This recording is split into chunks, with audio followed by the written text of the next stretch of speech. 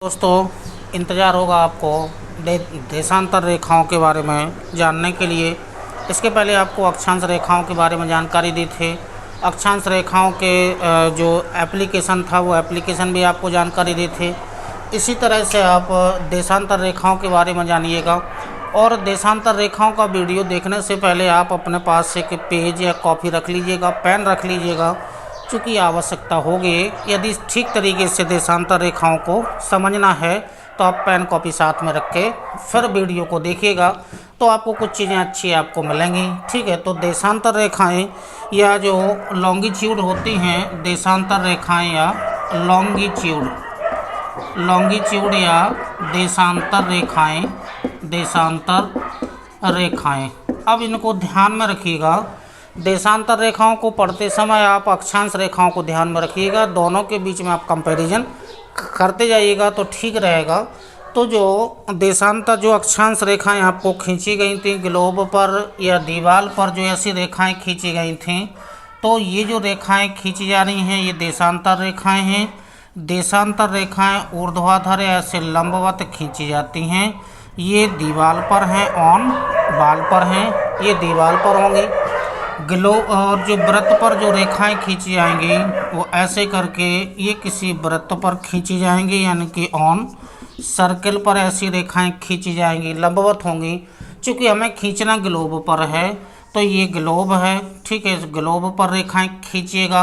ये वाला north pole पहले आपको जानकारी दे दी गई होगी, यहाँ कहीं साउथ पोल होगा। ठीक है, नॉर्थ पोल और साउथ पोल को ऐसे मिलाने वाली ऐसी रेखा आपको खींचनी है। ठीक है, तो ये जो रेखाएं हैं, डेफिनेशन अभी आपको दे रहे हैं। ये जो रेखाएं हैं ये देशांतर रेखाएं हैं, ये देशांतर रेखाएं हैं। तो ये जो लंबवत या ऊर्ध्वाधर रेखाएं जो दीवार पर खींची जाएंगी तो ऐसी दिखेंगी, वृत्त पर खींची जाएंगी तो ऐसी दिखेंगी, ग्लोब पर खींची जाएंगी तो ऐसी दिखेंगी। डेफिनेशन समझ लीजिएगा, यानी कि जैसे अक्षांश रेखाएं काल्पनिक रेखाएं थीं, भूगोलवेत्ताओं के दिमाग में खींची गई थीं, कृत्रिम तरीके से काल्पनिक रूप से ग्लोब पर खींची गई हैं, इसी तरह से देशांतर रेखाएं भी काल्पनिक रेखाएं हैं। और ऐसी रेखाएं जो उत्तरी ध्रुव और दक्षिणी ध्रुव को आपस में मिलाती हैं, उत्तरी ध्रुव और दक्षिणी ध्रुव को आपस में मिलाती हैं, देशांतर रेखाएं कहलाती हैं। ठीक है, डेफिनेशन क्या है? उत्तरी और दक्षिणी ध्रुव को आपस में मिलाने वाली रेखाओं को देशांतर रेखाएं कहा जाता है, काल्पनिक रेखाएं हैं। ठीक है, तो ये बाल पर खींची गई, यानी कि दीवार पर खींचेंगे तो ऐसी खींची जाएंगी, वृत्त पर खींचेंगे तो ऐसी खींची जाएंगी, ग्लोब पर खींचेंगे तो ऐसे आपको दिखाई देंगे। ये 3 क्षेत्रों में रेखाएं खींची गई हैं। इनका यदि स्क्रीनशॉट लेना हो तो आप स्क्रीनशॉट को ले लीजिएगा। फिर कैसे खींची गई होंगी उनके बारे में आपको जानकारी दे रहे हैं, तो ले लीजिएगा। चलिए आगे, जो देशांतर रेखाएं हैं वो कैसे खींची गई हैं, जैसे आपको अक्षांश रेखाओं में पढ़ाया गया था। ठीक है, कि पृथ्वी का एक केंद्र मान लीजिएगा और केंद्र मान करके एक क्षैतिज रेखा खींचिएगा। इसी तरह से इसमें भी देखिएगा कैसे खींची गई होंगी। जैसे ये ग्लोब है, ये ग्लोब है, ये इसका एक केंद्र है, ये नॉर्थ पोल है और ये साउथ पोल है। एक ऐसी रेखा खींचिएगा जो इस केंद्र से होकर के ऐसे जाए और पृथ्वी को 2 बराबर भागों में बांट दे। ठीक है, तो एक ऐसी रेखा खींचिएगा जो केंद्र से होकर के जाए, उत्तरी और दक्षिणी ध्रुव को आपस में मिलाए। ऐसी रेखा के सहारे, ये जो रेखा आई है, इसी रेखा के सहारे हम पृथ्वी को ऐसे लंबवत रूप में ऐसे काट देंगे तो पृथ्वी 2 बराबर भागों में बट जाएगी। 2 भाग कौन से हो जाएंगे? एक भाग तो इतना दिखाई देने लगेगा और इसी के जस्ट समान दूसरा भाग ऐसे दिखाई देने लगेगा।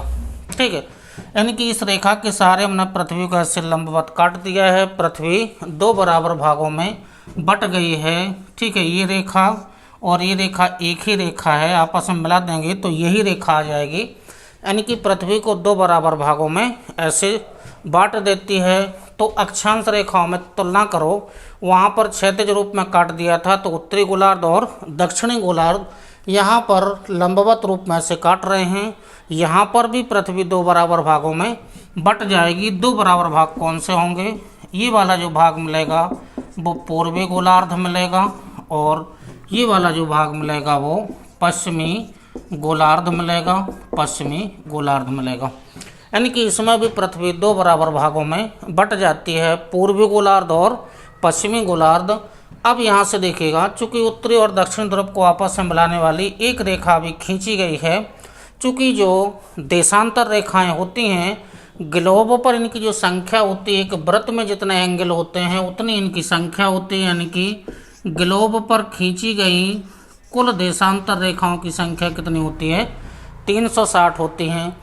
वहाँ पर प्रत्येक अक्षांश रेखा के द्वारा एक वृत्त बनाया जा रहा था, लेकिन अक्षांश रेखाओं में वृत्तों की लंबाई समान नहीं थी और देशांतर रेखाओं में जितनी भी रेखाएं खींची जाएंगी प्रत्येक देशांतर रेखा के द्वारा, चूँकि दो देशांतर रेखाएं आपस में मिलकर के एक वृत्त बनाती हैं, तो दो देशांतर रेखाएं मिलकर के एक वृत्त का निर्माण करेंगी और वृत्तों की जो लंबाई होगी, जितने भी वृत्त बनेंगे उन सभी की लंबाई समान होगी, बराबर होगी, जितने भी वृत्त बनेंगे।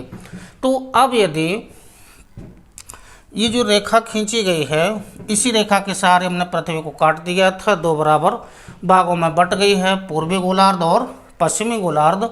अब यहाँ देखिएगा, यदि हम इन देशांतर रेखाओं को इस गोलार्ध में खींचते हैं तो ये जो देशांतर रेखाएं आएंगी वो पूर्वी देशांतर रेखाएं।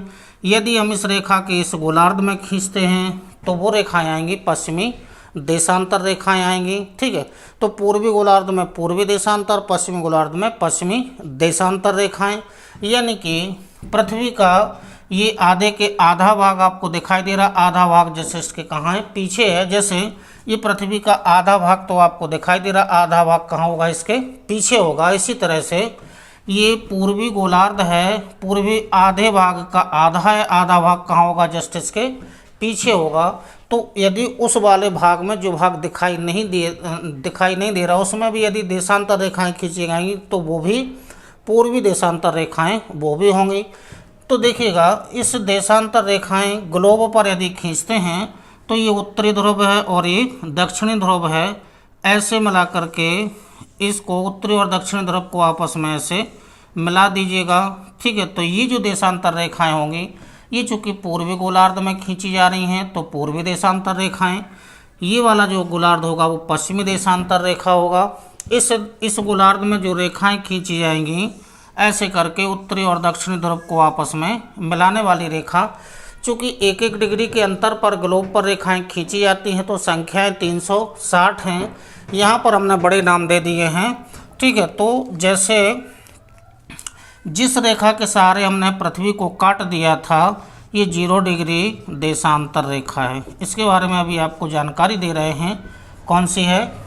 जिस रेखा के सहारे हमने पृथ्वी को लंबवत काट दिया था, ये जो रेखा ये इसका नाम क्या है? 0 डिग्री देशांतर रेखा। जैसे अक्षांश में क्षैतिज काट दिया था तो 0 डिग्री अक्षांश रेखा आई थी, ऐसे यहाँ पर इस रेखा के सहारे हमने पृथ्वी को काट दिया है। तो जिस रेखा के सहारे काटा है उसको नाम दिया गया है 0 डिग्री देशांतर रेखा।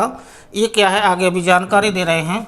अब ये 0 डिग्री देशांतर रेखा है, ठीक है, 0 है, ये वाला पूर्वी गोलार्ध है। बड़े बड़े नाम हम यहाँ पर दे रहे हैं, जैसे 30 डिग्री पूर्वी, ये 60 डिग्री पूर्वी और ये 90 डिग्री पूर्वी देशांतर रेखाएं। इसके पीछे जाएंगे तो 90 के बाद 91, 92 और चले जाएंगे।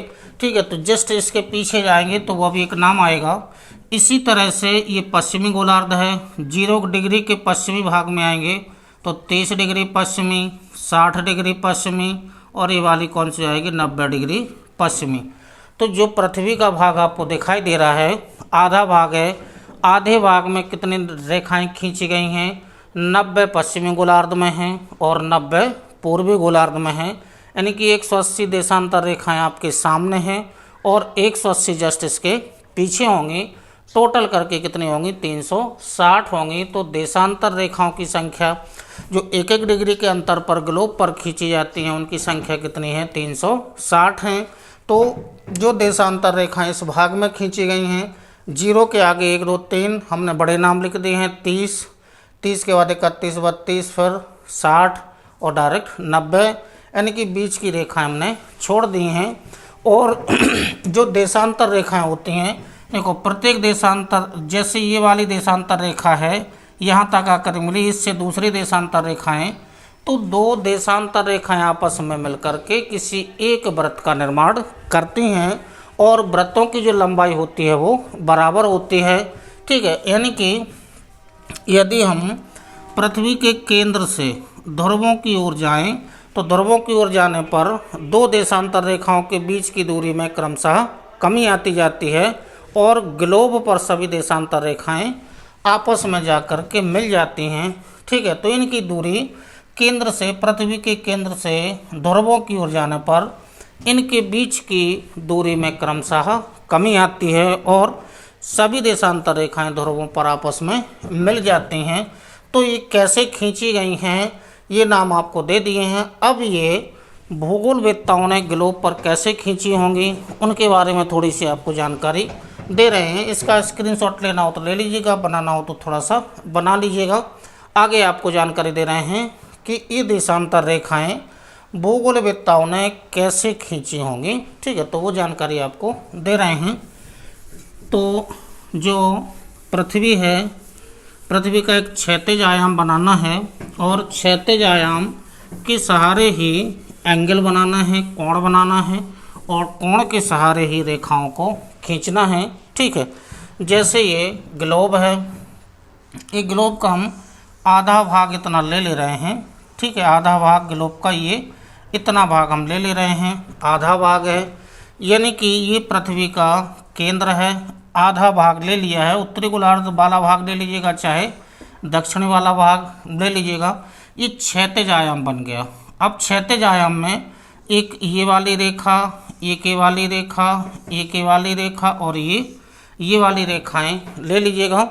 अब कैसे खींची होंगी भूगोलवेत्ताओं ने, ये पृथ्वी का केंद्र है, केंद्र मान करके अब एंगल बनाइएगा। ये वाली जो रेखा है ये 0 डिग्री वाली हो गई है।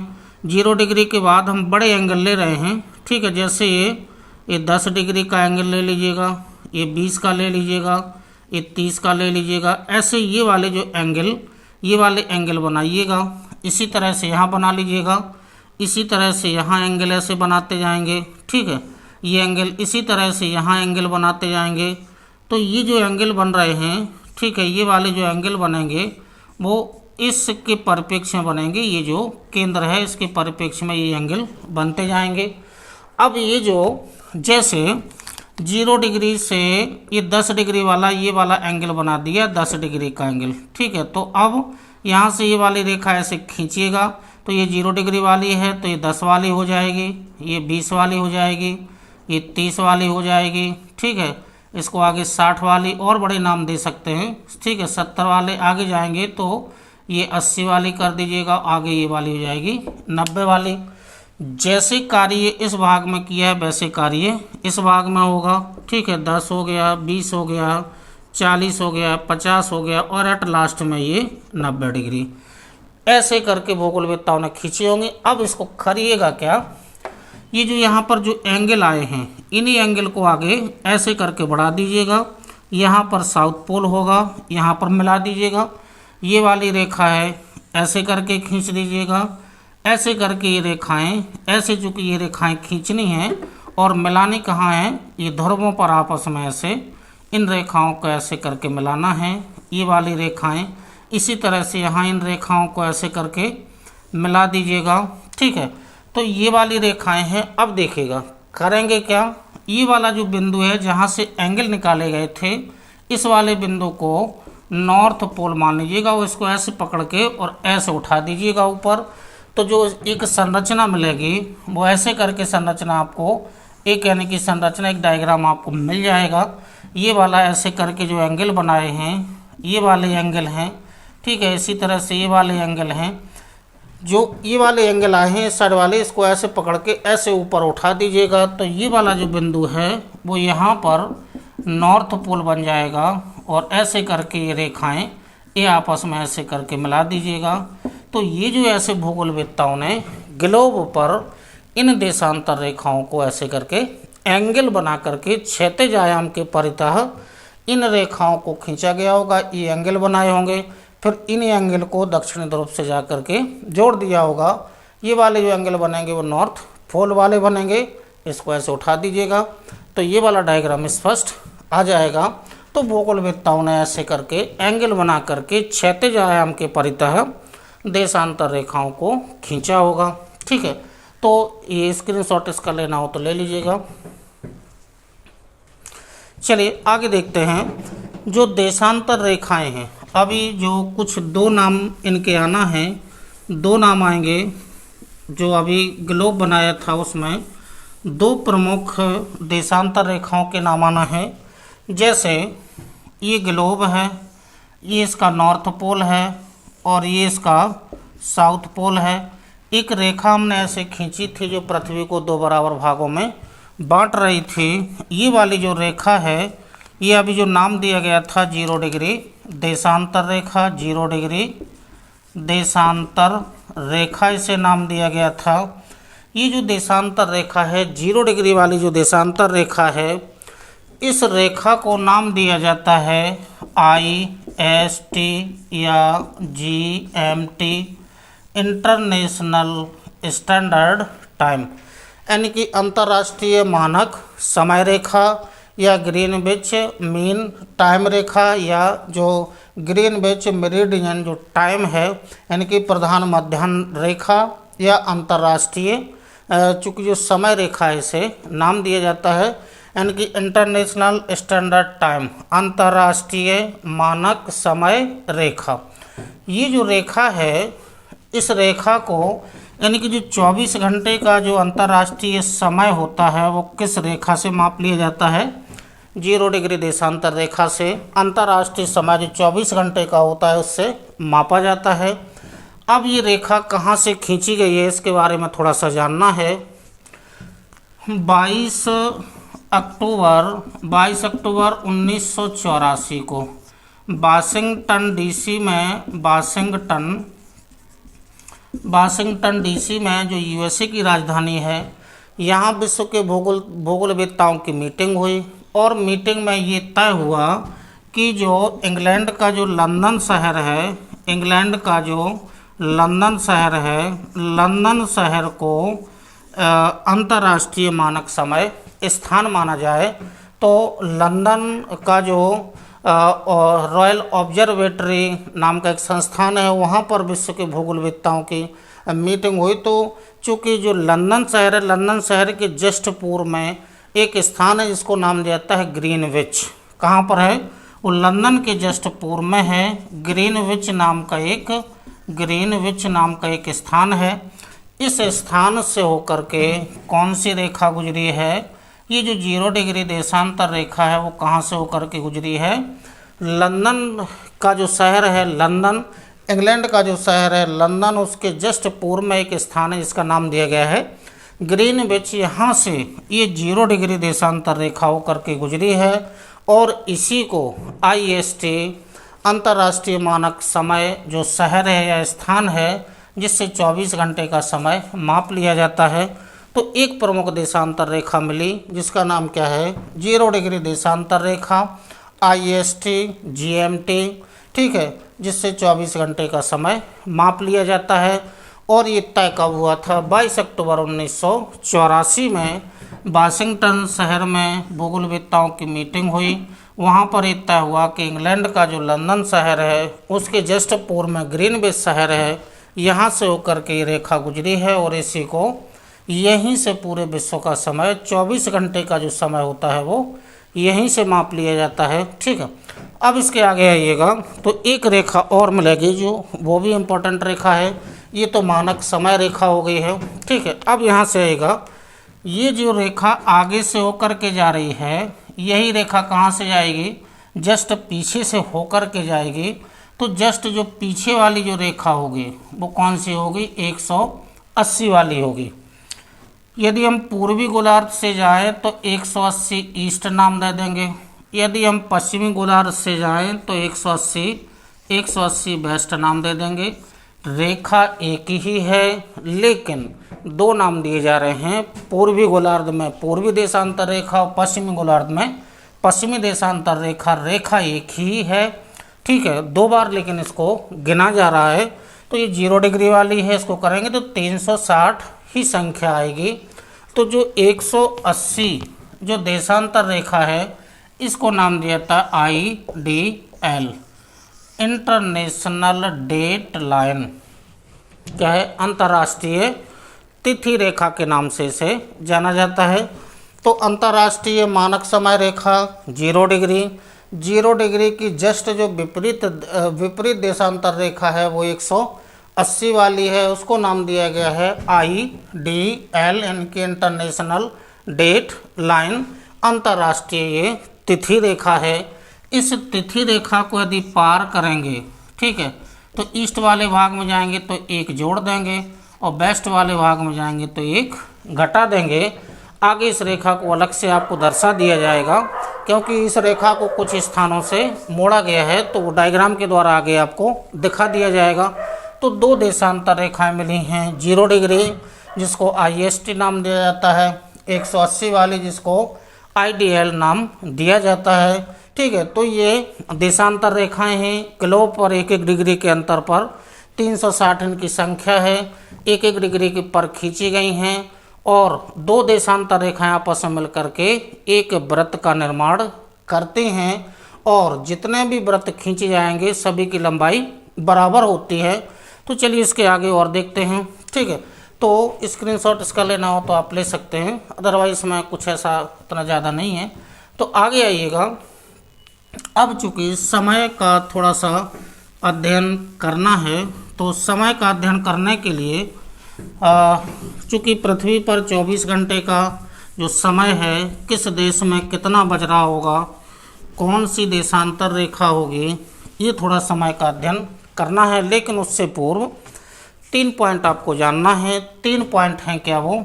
एक पॉइंट देखिएगा, एक पॉइंट ये है कि यदि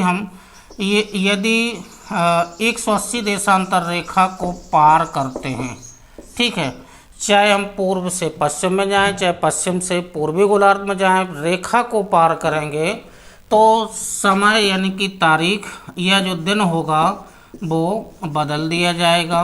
ठीक है, दिन बदल जाएगा। एक पॉइंट क्या है? 180 देशांतर रेखा को पार करने पर दिन बदल जाता है, तारीख बदल जाती है। एक पॉइंट। दूसरा पॉइंट क्या है कि यदि अंतर्राष्ट्रीय समय के अनुसार कितने बज जाएं, 24 बज जाएं, अथवा भारतीय समय के अनुसार कितने बज जाएं, रात के 12 बज जाएं। ये भारतीय समय के अनुसार रात के 12 बज जाएं, या फिर अंतर्राष्ट्रीय समय के अनुसार 24 बजने पर वही प्रक्रिया रहेगी, दिन या तारीख बदल जाएगी। ठीक है, दिन या तारीख बदल दी जाएगी। 2 पॉइंट हो गए हैं। 180 देशांतर रेखा को पार करने पर दिन तारीख बदल जाती है, 24 बजने पर अंतर्राष्ट्रीय समय के अनुसार अथवा भारतीय समय के अनुसार रात के 12 बजने पर दिन या तारीख बदल जाती है।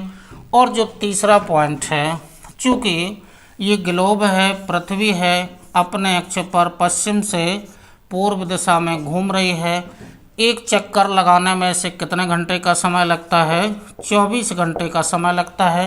यानी कि 24 घंटे में पृथ्वी अपने अक्ष का एक चक्कर लगा लेती है। तो 24 घंटे में मतलब 360 डिग्री घूम जाती है। तो जो पृथ्वी है वो 24 घंटे में कितना डिग्री घूम गई है? 360 डिग्री घूम जाती है। तो यदि 1 डिग्री घूमने में कितना समय लगेगा? तो 1 डिग्री घूमने में 24 गुणे, चूँकि यहाँ पर डिग्री है तो यहाँ पर मिनट में से बदलना पड़ेगा, बटे 360, इसको काट दीजिएगा, 6 6 36, 6 चौको 24। यानी कि 1 डिग्री घूमने में कितना समय लगा? 1 डिग्री घूमने में 4 मिनट का समय लगता है। ठीक है, यानी कि चाहे दोनों कर लीजिएगा, 4 मिनट में पृथ्वी अपने अक्ष पर 1 डिग्री घूम जाती है, या 1 डिग्री घूमने में कितना समय लगता है? 4 मिनट का समय लगता है। या फिर और आगे बढ़िएगा तो 15 डिग्री घूमना में 15 चौको 60 मिनट, और 60 मिनट का मतलब क्या हुआ? 1 घंटे का समय लगेगा। ठीक है, मतलब जो पृथ्वी होती है वो अपने अक्ष पर 1 डिग्री घूमने में 4 मिनट या 4 मिनट चलने में 4 मिनट का समय लगेगा तो पृथ्वी 1 डिग्री घूम जाएगी। या फिर नीचे वाला आइएगा, 15 डिग्री पृथ्वी अपने अक्ष पर घूम जाती है तो कितना समय लगता है, 1 घंटे का समय लगता है। या 1 घंटे में पृथ्वी अपने अक्ष पर कितना डिग्री घूम जाती है तो 1 घंटे में 15 डिग्री घूम जाती है। ये 3 पॉइंट आप समझ लीजिएगा, क्योंकि आगे जाके इनका एप्लीकेशन होगा आगे। तो 180 देशांतर रेखा को पार करने पर दिन या तारीख बदल जाती है और 24 बजने पर या भारतीय समय के अनुसार 12 बजने पर दिन या तारीख बदल जाती है। 24 घंटे में पृथ्वी 360 डिग्री घूम जाती है। तो ये 15 डिग्री घूमने में ये जो 1 घंटे का समय लगेगा, इनका आगे एप्लीकेशन आएगा। ठीक है, तो ये 3 पॉइंट ज़्यादा इम्पोर्टेंट हैं देशांतर रेखाओं के बारे में। अब इसी के जस्ट आगे आइएगा कि जो समय होता है, जो आगे पीछे का समय होता है, उसका थोड़ा सा अध्ययन इसी के जस्ट आगे करेंगे। ठीक है, तो इसके जस्ट आगे आइएगा। तो चूँकि पृथ्वी है जो वो अपने अक्ष पर 24 घंटे में, ठीक है, घूम जाती है, यानी कि 360 डिग्री घूम जाती है। अब यहाँ से हम थोड़ा सा आगे पीछे का समय का अध्ययन करेंगे थोड़ा सा। ठीक है, जैसे मान लीजिएगा कि ये ग्लोब है, ये 0 डिग्री देशांतर रेखा है। अब पृथ्वी कहाँ घूम रही है, पृथ्वी अपने अक्ष पर घूम रही है। अब यहाँ से ऐसा करो कि जो सूर्य की लंबवत किरणें हैं किसी एक रेखा पर डाल दीजिएगा। तो जो सूर्य की लंबवत किरणें हैं वो 0 डिग्री देशांतर रेखा पर लंबवत डाल रहे हैं। 0 डिग्री पर सूर्य की प्रकाश की किरणें 0 डिग्री देशांतर रेखा पर लंबवत पड़ रही हैं। अब ये हमें समय का ज्ञान नहीं है, लेकिन जिस रेखा पर सूर्य के प्रकाश की किरणें लंबवत पड़ेंगी उस पर बच जाएगा 12 बज जाएगा। कब का बज जाएगा, दोपहर का 12 बज गया। ठीक है, मतलब हमें एक देशांतर रेखा का समय ज्ञात हो गया है और जैसी समय ज्ञात हो जाए पृथ्वी को रोक लीजिएगा, आप घूमने नहीं दीजिएगा, तभी अध्ययन, यानी कि एक देशांतर रेखा का समय ज्ञात हो गया है, अन्य देशांतर रेखाओं का समय हम अब ज्ञात कर सकते हैं यदि एक का ज्ञात हो गया है। लेकिन पृथ्वी को अपने अक्ष पर रोकना होगा जब 0 डिग्री देशांतर रेखा पर दोपहर के 12 बज गए। ठीक, अब यहाँ से आगे आइएगा। यहाँ से आगे आएंगे तो अब थोड़ा सा समझने वाला पॉइंट है। 0 डिग्री की ये पूर्व में ये वाला गोलार्ध क्या है, पूर्वी है। ये वाला गोलार्ध क्या है, पश्चिमी है।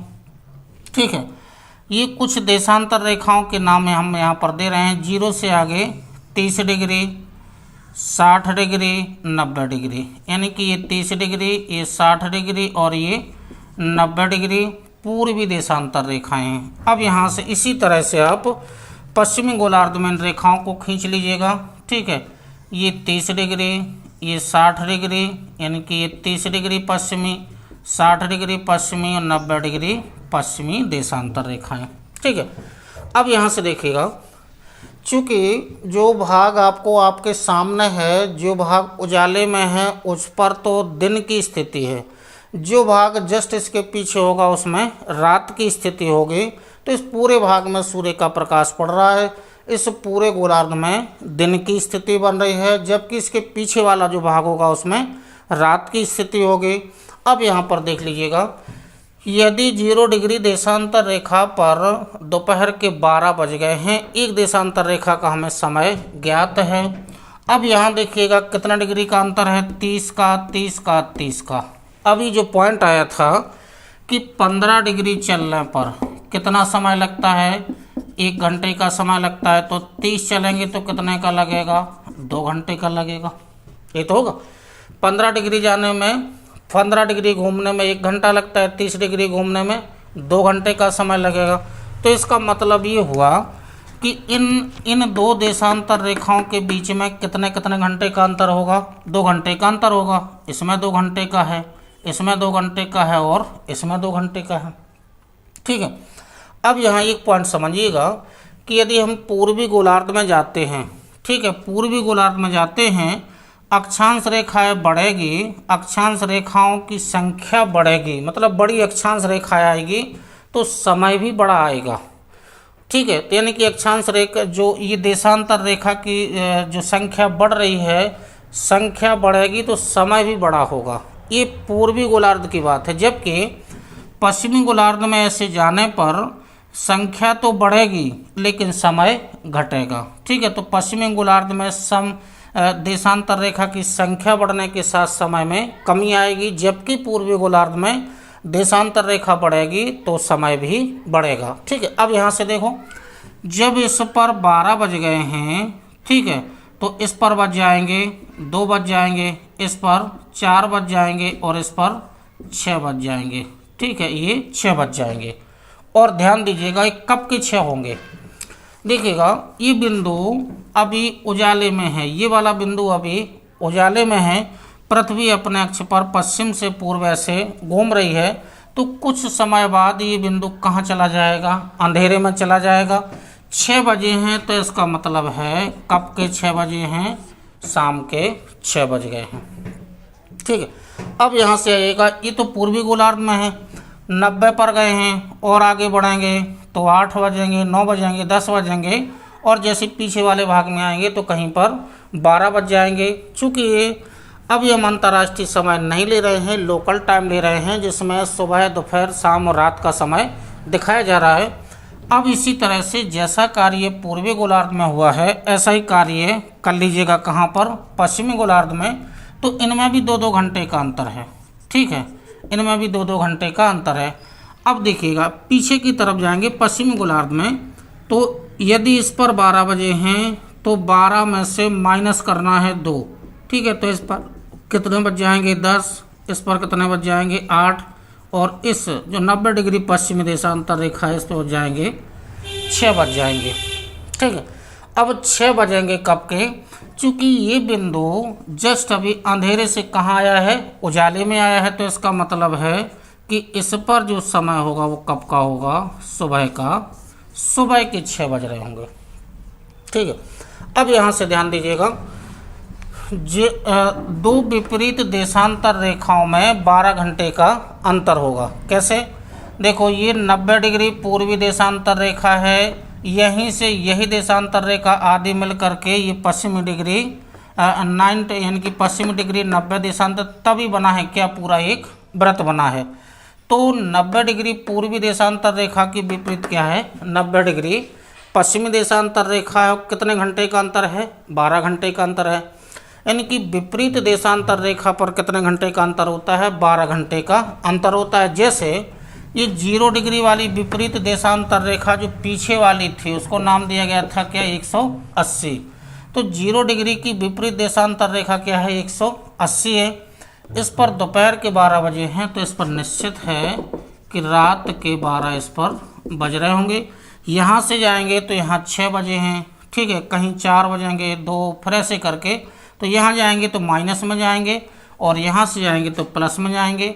यहाँ 6 बजे हैं, कहीं पर शाम के 8 बजेंगे, फिर रात के 10 बजेंगे, 11, और पीछे जाएंगे तो 12 बज जाएंगे। तो ये आगे पीछे का समय थोड़ा ज्ञात आपको करना था। मतलब इस बिंदु का समय पीछे है किस बिंदु से, इस बिंदु से, इस बिंदु का पीछे है इस बिंदु से, और इस बिंदु का समय आगे है इस बिंदु से। यानी कि आगे पीछे का समय, यानी कि जो दोपहर का समय है वो शाम के समय से पीछे है, जो दोपहर का समय है वो सुबह के समय से आगे है, या दोपहर का समय आगे है सुबह के समय से, या सुबह का समय पीछे है दोपहर के समय से। तो ये जो आगे पीछे का जो समय है, किस देशांतर रेखा पर कितना कितना कैसे समय हो रहा होगा, यदि ये पॉइंट आ जाएगा समझ में, आ गया होगा समझ में, तो आगे वाले जो कुछ क्वेश्चन सॉल्व होंगे वो प्रश्न आपके इसी डायग्राम से सॉल्व होने हैं। तो स्क्रीनशॉट लेना हो तो इसका स्क्रीनशॉट ले लीजिएगा। आगे फिर और बढ़ते हैं। चलिए ले लिया होगा। चलिए अब देखते हैं, चूँकि पहले ये देखते हैं कि जो भारत का जो समय है, जो भारत का समय है वो अंतर्राष्ट्रीय मानक समय से चूँकि 5.5 घंटे क्या है, आगे है। अभी कैसे आगे है थोड़ा सा इस पर थोड़ा सा डिस्कस कर लेंगे। भारत का अंतर्राष्ट्रीय मानक समय उससे 0 डिग्री या लंदन के मानक समय से अंतर्राष्ट्रीय मानक समय से क्या है 5.5 घंटे आगे है। वो 5.5 घंटे आगे का समय देखना है। चूँकि ग्लोब के यदि चारों भाग देखना हो तो ग्लोब को ऐसे करके आप ऐसे करके चारों भाग भी आप देख सकते हैं, ऐसे चारों भाग, ठीक है। जैसे ऐसे चारों भाग होंगे तो ये वाली 0 डिग्री वाली रेखा होगी, ठीक है, ये वाली 90 वाली होगी, ये वाली भी 90 वाली होगी। तो ये 4 भाग दिख रहे हैं। मतलब ये वाली 0 डिग्री देशांतर रेखा है, 90 डिग्री पूर्वी है, ये 180 वाली पूर्वी है। इसी तरह से हाँ 90 डिग्री वाली पश्चिमी है, 180 वाली क्या है ये पश्चिमी है। यानी कि चारों गोलार्ध आपके सामने दिख रहे हैं। यदि हम इसको ऐसा करें, इस रेखा को और इस रेखा को ऐसे जो चारों भाग हैं वो ऐसे करके खोल दिए हैं, ऐसे जा कर के पीछे हम मिला देंगे तो ये जो 180 वाली जो रेखा है वो पीछे जा कर के ऐसे इस रेखा पर आपस में मिल जाएंगी। मतलब ये रेखा और ये रेखा बन जाएगी क्या कॉमन बन जाएगी। अब थोड़ा सा समय का अध्ययन करने के लिए आगे बढ़ते हैं। तो जो भारत का समय है अंतर्राष्ट्रीय मानक समय से 5.5 घंटे आगे है। कैसे 5.5 घंटे आगे है वो थोड़ा सा दिखा रहे हैं, ठीक है। जैसे भारत के लोकेशन देखिएगा तो भारत में थोड़ा सा डायग्राम बना लीजिएगा। ये भारत का समय जानना है थोड़ा सा हमें। ये भारत है, ठीक है। अब ये भारत का थोड़ा सा समय जानना है। अब यहाँ से देखिएगा ये भारत है। जो देशांतर रेखा है, जो देशांतर रेखा यहाँ गुजरात से गई है, जो देशांतर रेखा यहाँ अरुणाचल प्रदेश से गई है, ये 2 देशांतर रेखाओं के बीच में भारत की अवस्थिति है। तो ये जो गुजरात वाला जो क्षेत्र है, गुजरात वाला राज्य है यहाँ, और यहाँ पर क्या है अरुणाचल प्रदेश वाला राज्य है, ठीक है। तो जो देशांतर रेखा अरुणाचल प्रदेश के जस्ट पूर्व से गई होगी और जो देशांतर रेखा गुजरात के जस्ट पश्चिमी भाग से होकर के गई होगी। 2 देशांतर रेखाओं के बीच में भारत की अवस्थिति है और इस देशांतर रेखा और इस देशांतर रेखा में लगभग 30 डिग्री का क्या है 30 डिग्री का अंतर है। जब 30 डिग्री का अंतर है तो इसका मतलब हुआ कितने घंटे का अंतर हो गया है 2 घंटे का अंतर हो गया है, ठीक है। अब अर्थ क्या निकला, अरुणाचल प्रदेश में 2 घंटे सूर्योदय पहले होगा जबकि गुजरात में सूर्योदय 2 घंटे बाद होगा। तो चूँकि समय में अंतर होगा, गुजरात में 2 घंटे पूर्व समय सूर्य का उदय हो जाएगा, अरुणाचल प्रदेश ही नाम उसका, गुजरात में 2 घंटे बाद समय यानी कि सूर्योदय होगा। तो ये चूँकि समय में अंतर था तो भारत के भूगोलवेत्ताओं ने ये किया कि 82.5 पूर्वी देशांतर रेखा एक ऐसे खींची है।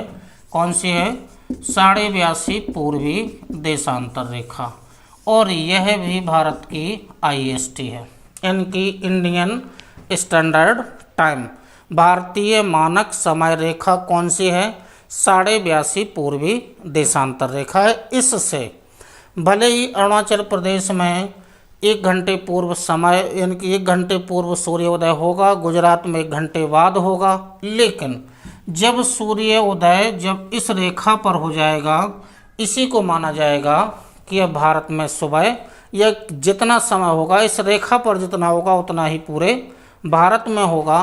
वास्तविकता तो ये है कि अरुणाचल प्रदेश में 1 घंटे दिन पहले उगाएगा जबकि गुजरात में 1 घंटे बाद उदय होगा, लेकिन 82.5 पर जितना समय होगा वही पूरे भारत में माना जाएगा। तो भारत की मानक समय रेखा क्या है 82.5 पूर्वी देशांतर रेखा है। अब यहाँ से देखिएगा कैसे 5.5 घंटे आगे है। तो भारत की मानक समय रेखा आ गई क्या 82.5 पूर्वी देशांतर रेखा आ गई है। अब यहाँ से देखिएगा ये अंतर्राष्ट्रीय समय यानी कि 0 डिग्री देशांतर रेखा मतलब कौन सा शहर था लंदन शहर था। तो इस रेखा में और जो भारत की मानक समय रेखा ये कौन सी है 82.5 पूर्वी है। तो 82.5 पूर्वी देशांतर रेखा कहाँ आएगी 90 के आसपास ही आएगी, मतलब ये देशांतर रेखा, ठीक है। मतलब 0 डिग्री देशांतर रेखा और 82.5 देशांतर रेखा के बीच में कितने घंटे का अंतर है? 5.5 घंटे का अंतर है। यानी कि इस समय से इस बिंदु का समय आगे है, चूँकि अब ये वाला क्या है? ये वाला पूर्वी गोलार्ध है। अभी हमने आपसे कहा था पूर्वी गोलार्ध में देशांतर रेखा बढ़ेगी तो समय भी बढ़ेगा, जबकि पश्चिमी गोलार्ध में देशांतर रेखा तो बढ़ेगी लेकिन समय घटेगा। अब यहाँ से ये वाली जो रेखा है वो कौन सी है? ये 82.5 पूर्वी देशांतर रेखा, और ये वाली कौन सी है? 0 डिग्री देशांतर रेखा। अब आगे जा रहे हैं तो ये तो निश्चित है कि 0 डिग्री का समय पीछे होगा, किससे? 82.5 जो पूर्वी देशांतर रेखा है इससे जो लंदन का समय है या 0 डिग्री देशांतर रेखा का समय है वो निश्चित है कि पीछे होगा। जब इसका पीछे होगा तो भारत का आगे होगा। अब कैसे आगे होगा? अब ये 82.5 में 1 डिग्री जाने में कितना समय लगता है? 4 मिनट का समय लगता है। या तो आप डायरेक्ट गुणा कर दें 82.5 में 4 का मिनट और फिर उसको घंटे में बदल लेंगे, या फिर करो ऐसा कि 82.5 को बांट लीजिएगा। 82.5 को ऐसे 2 भागों में बांट लेंगे। कैसे होंगे? जिसमें 75 यानी कि 75 में 15 का भाग चला जाएगा। 75 अब बचा कितना? 7.5 बचेगा। तो ये 75 डिग्री और 7.5 डिग्री मतलब कितना हो जाएगा? 82.5 डिग्री। अब 15 डिग्री घूमने में कितना समय लगता है? 1 घंटे का लगता है। तो 15 का 75 में भाग दे दीजिएगा तो 15 5 75 कितने घंटे? 5 घंटे। 75 डिग्री घूमने में कितना समय लगेगा? 5 घंटे। अब 15 डिग्री जाने में 1 घंटा, तो 7.5 डिग्री जाने में कितना समय लगेगा?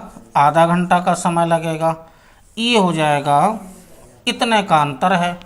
मतलब 0 डिग्री देशांतर रेखा और 82.5 पूर्वी देशांतर रेखा में 5.5 घंटे का अंतर है। ये अंतर्राष्ट्रीय मानक समय रेखा है, भारत की मानक समय रेखा है। 0 डिग्री से 82.5 का समय क्या है? आगे है, तो ये प्लस का चिन्ह लगा देंगे। ठीक है, तो डायग्राम से आपको समझ में आ गया होगा कि अंतर्राष्ट्रीय मानक समय से भारत का जो मानक समय है वो कितने घंटे आगे है? 5.5 घंटे आगे है, चूँकि भारत की अवस्थिति पूर्वी गोलार्ध में है। तो ये चूँकि डायग्राम से आपको स्पष्ट कुछ हुआ होगा।